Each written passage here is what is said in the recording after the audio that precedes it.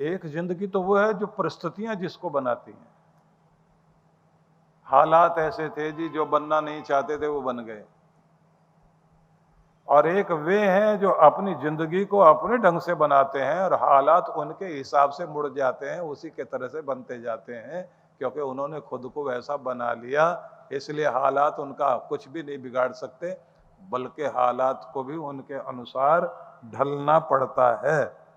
वही पत्थर जो उसके लिए फेंके गए, उसने उठा उठाकर वो सीढ़ी बना ली।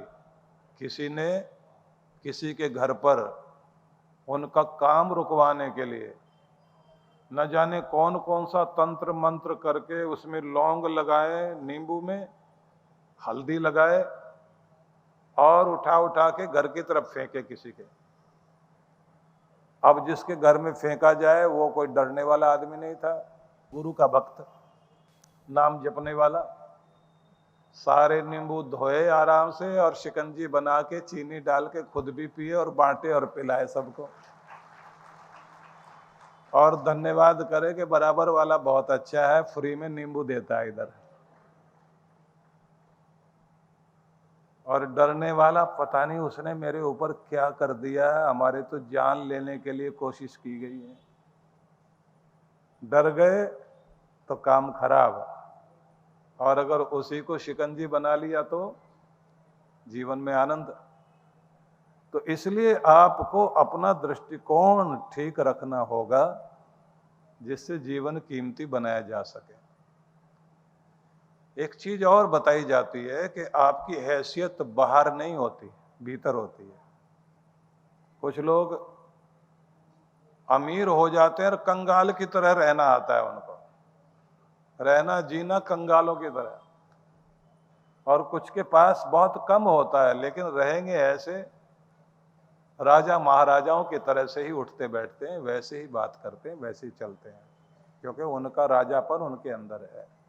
इसलिए कहा जाता औकात, हैसियत, स्टेटस वो आपके मन में, आपके चित्त में होता है, उसको बनाया जाता है। तो हम लोग जो ये 12 ध्यान की विधि देते हैं ना नवजीवन साधना में, तो इसमें लाइफस्टाइल भी दिए जाते हैं कि हैसियत अंदर से बनाओ, अंदर से अपने को बड़ा करो। कैसे? कुछ लोग कहते हैं ना मैं इतना ही कर सकता हूं, इससे ज्यादा मेरे से उम्मीद मत रखो। अब किसी कोच के पास कोई सीखने जाए वेट लिफ्टिंग, और वो पूछे कितना वेट उठा सकते हो, तो वो बताएगा 15, 16, 17, 18, ज्यादा से ज्यादा। इससे 18 केजी से ज्यादा नहीं उठा पाऊंगा। अब कोच कहे अगर मैं तुमसे 60 उठवाऊं, वो बोले मैंने मरना है क्या? तब कोच कहता है एक दिन 60 ही उठाओगे, 60 केजी, मैं तुम्हें उस लायक बनाऊंगा। मेरी हैसियत ही नहीं है जी, मेरी कैपेसिटी नहीं है। अब वो धीरे धीरे भीतर से उसको, क्योंकि पहले भीतर से मान लिया मैं कर नहीं सकता, तो औकात छोटी कर ली अपनी। अब सिखाने वाला उसे रोज दौड़ाता है, एक्सरसाइज कराता है, उसकी डाइट ठीक करता है, उससे थोड़ा थोड़ा वेट बढ़ाता जाता है, उसका कॉन्फिडेंस बढ़ाने की कोशिश करता है, उसके अंदर की शक्ति को जगाता है। एक दिन देखता है कि उसने 60 केजी वेट उठाया और बड़ी मस्ती से। अब उससे पूछे और भी उठा सकते? बोले जी अब लगता है मैं 65 भी उठा सकता हूं। हैसियत पहले अंदर से और बाहर से दोनों जगह से बढ़ गई। प्रशिक्षण साथ मनोबल को बढ़ाना।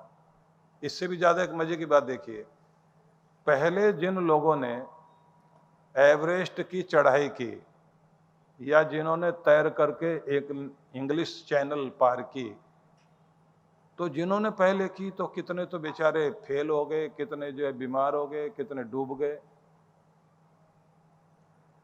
लेकिन जब एक लड़की ने तैर करके पार कर ली, मर्दों को भी लगा कि हम पीछे कैसे रहे। तो उसके बाद रिकॉर्ड पर रिकॉर्ड बनते जाए। एवरेस्ट के लिए भी तेंजिंग और हिलेरी ने वो जो पहली बार सफलता प्राप्त की, उसके बाद न जाने कितने कितने लोग चले गए। और एक महिला जिसकी ट्रेन से गिरने से उसको धक्का दे दिया गया था, एक युवती थी, उसकी टांग कट गई थी और उसने हॉस्पिटल में जब लोगों से ये सुना, अब देखो बेचारी का क्या होगा, अब तो चल भी नहीं पाएगी, बेचारी के साथ बहुत बुरा हो गया। तो मन में क्या सोचा, अब मुझे बेचारी नहीं बन के जीना, क्या करना, मैं एवरेस्ट पर चढ़ के दिखाऊंगी, एवरेस्ट पर चढ़ के दिखाऊंगी। जब नकली टांग लगाई और घर में चलना भी मुश्किल हो गया, खून तक निकल आता था घुटने में, पर कोशिश करती रही। फिर वो गई जाकर के मिलने के लिए बछेंद्री पाल के पास। अब मैं आपके पास आकर वो सीखना चाहती हूं कि मुझे भी एवरेस्ट तक जाना है। सारी कहानी ना बताकर आपको आखिर की बात बताता हूं, जिससे जमीन पर चलना भी आसान नहीं था, वही लड़की एवरेस्ट पर चढ़ करके आई, अवार्ड, एक कीर्तिमान स्थापित किया। और जब वापस आ गई तो सबने पूछा कि कैसे कर पाए, टांगे काम नहीं कर रही थी। तो बोले टांगे तो सबके पास है, हिम्मत सबके पास नहीं होती, जिसके अंदर हिम्मत है वो पहुंचेगा। अब वही लेडी आज की तारीख में मोटिवेशनल स्पीकर बनकर न जाने कितनों कितनों को नई ताकत देती है। उसको भी आप सोशल मीडिया में जाकर के चेक कर लेना। अब नाम नहीं बता रहा हूं, प्रचार नहीं करूंगा, बस ये बता रहा हूं कि ऐसा भी हुआ।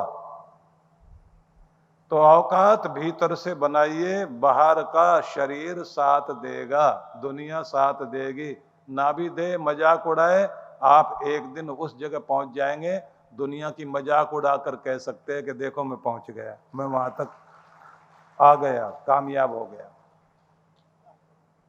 इसलिए यह निवेदन करना चाहता हूं कि आप सब भी न जाने कितनी कितनी चीजों के लिए पैसा खर्च करते हो। डॉक्टर के पास जाओगे तो बिना पैसे के तो वहां कुछ बात होगी नहीं। वकील के पास जाओगे वो भी बिना पैसे के बात नहीं करेगा। हर जगह कुछ ना कुछ मूल्य चुकाना पड़ता है ना। तो धन भी और समय भी जिंदगी बनाने पर लगाइए, और जहां से ये शक्ति मिलती हो वहां जरूर जाओ, जाकर बैठो और वक्त लगाओ और अपने आप को कीमती बनाओ। आप कीमती घर में कीमती सामान रखने से नहीं बनोगे, जिंदगी को कीमती बना लोगे तो फिर आपका सामान और आपका घर वो सब भी आपका साथ निभा देगा। नहीं तो सामान रखा होगा और आदमी बीमार पड़ा हुआ है या फिर डिप्रेस है तो उस सामान का कोई लाभ नहीं। इसलिए कीमती हो आप, कीमती है आपकी जिंदगी। कीमती आदमी अपनी कीमत को हर दिन बनाता है और बढ़ाता है, और बेकार का आदमी अपनी जिंदगी की कीमत हर दिन घटाता है और बेकार में समय खराब करता है, अपना भी और दूसरों का भी। तो कितने सारे लोग ऐसे दिखाई देते हैं दुनिया भर में, आप लोग भी जानते होंगे, जो अपना भी टाइम खराब करते घूमते हैं, दूसरों का भी, खाली बैठे हुए हैं। फोन पर मिल जाए उनको कोई तो आसान नहीं है कि फोन छोड़ दे, वो रख दे, गप्पे पर गप्पे चलती चली जाएगी। अमेरिका के एक राष्ट्रपति थे जो अपनी टेबल पर एक पत्थर रखते थे छोटा सा, जिस पर लिखा होता था मेरा टाइम बहुत कीमती है। तो उसका मतलब होता था कि आने वाला टू द पॉइंट बात करे, ना अपना टाइम खराब करे ना मेरा टाइम खराब करे।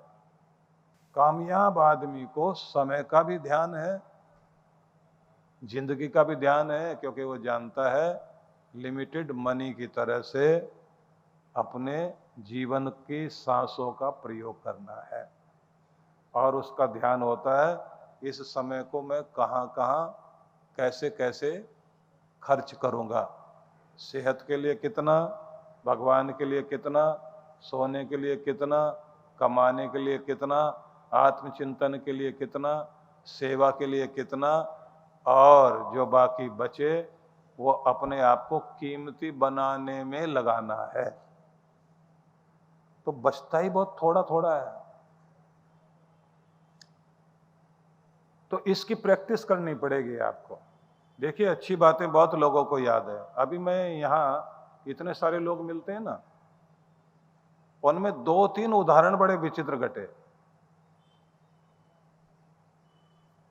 एक पति पत्नी डॉक्टर, पति और पत्नी तो डॉक्टर नहीं थी, तो मिलने आए और ऐसे 3 लोग मिले।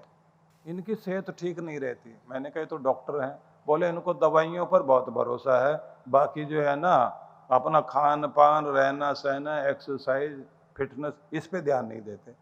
इनकी दवाई इनको ठीक करेगी और कॉन्फिडेंट हैं ये। आप ही समझाओ।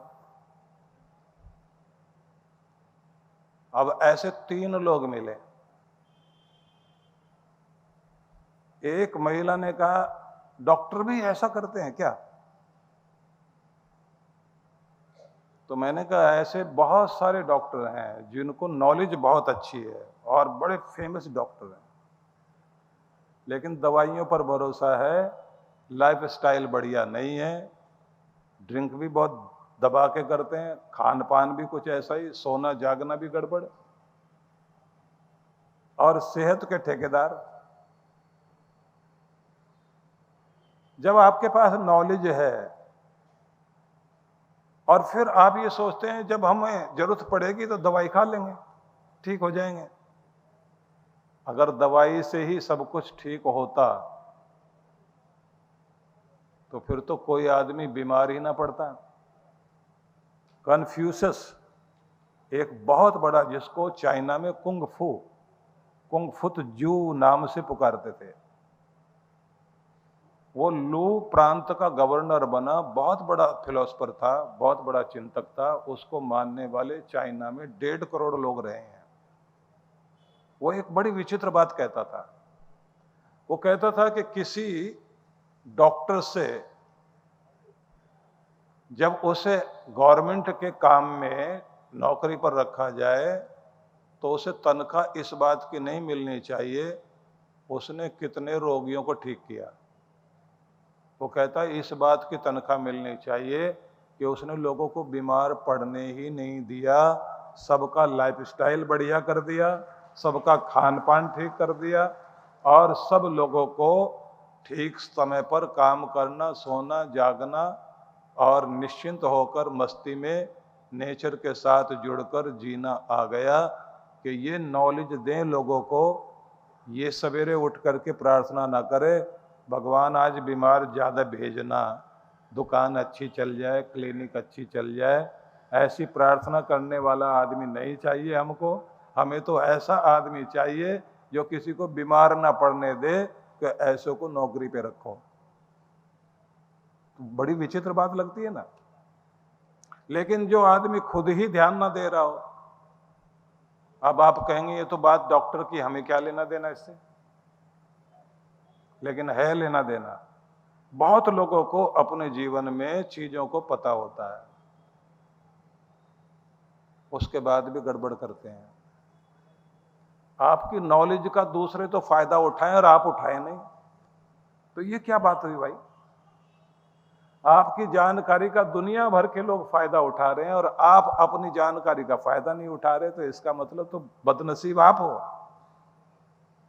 अपनी जानकारी का खुद भी लाभ लो और दूसरों को भी दो, तब माना जाएगा कि आप सच में सही जानकार आदमी हैं और कामयाब इंसान हैं। तो हर आदमी प्लान बनाओ भाई।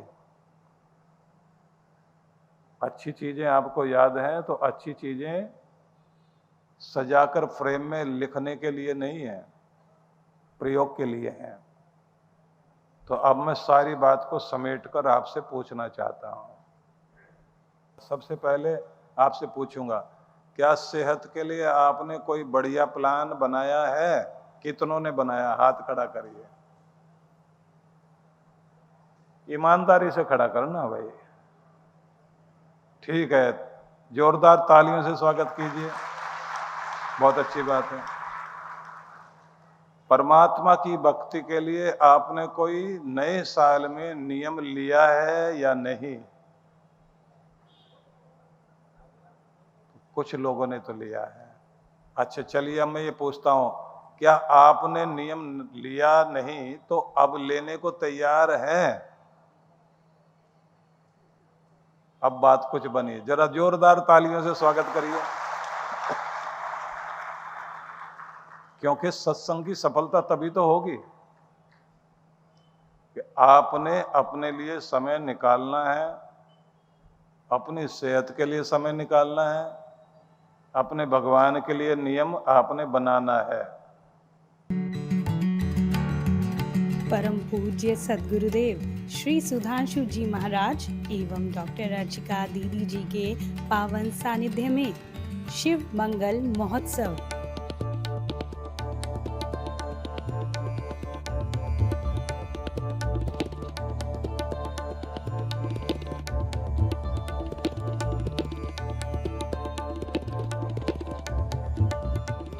चौदह एवं 15 फरवरी 2026 दिल्ली स्थित आनंदधाम आश्रम में होने जा रहा है भव्य एवं विशाल कार्यक्रम, जिसमें भगवान शिव की विशेष कृपा प्राप्त करने के लिए होगा शिव ध्यान। 1.25 लाख पार्थिव शिवलिंगों के साथ रुद्राभिषेक, महारुद्र यज्ञ, शिव शक्ति कलश यात्रा, सत्संग, शिव तरंग एवं महाआरती। आप सभी इस कार्यक्रम में सादर आमंत्रित हैं। पंजीकरण एवं अधिक जानकारी के लिए संपर्क करें।